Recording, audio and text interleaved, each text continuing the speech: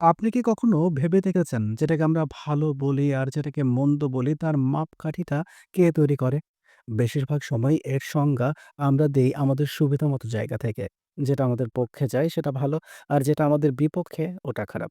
কিন্তু আপনি যদি উল্টো দিকটা থেকে তাকান, সেই মানুষটার চোখে তাকান যার কাছে আমাদের ভালোটা ক্ষতিকর, তাহলে কি সবকিছু একদম উল্টে যাবে না? ধরুন, একটা যুদ্ধ চলছে। একজন সৈনিকের কাছে দেশের জন্য যুদ্ধ মানেই বীরত্ব। কিন্তু তার মায়ের কাছে যুদ্ধ মানে সন্তান হারানোর ভয়। কার সংজ্ঞা ঠিক? কিংবা ধরুন, আপনি একজন নিয়ম মেনে চলা মানুষ। কিন্তু কেউ একজন নিয়ম ভেঙে পরিবার বাঁচায়। আপনি কি তাকে শুধু ভুল বলবেন? মানুষের মস্তিষ্ক খুব চতুর। এটা এমনভাবে চিন্তা করে যাতে নিজের অবস্থানটা সবসময় সঠিক মনে হয়। এই মনস্তন্ত্র আমাদের বাঁচায়, কিন্তু একই সঙ্গে বিভ্রান্তও করে। সমাজ, সংস্কৃতি, সময় সবকিছু মিলে তৈরি করে ভালো মন্দের কাঠামো।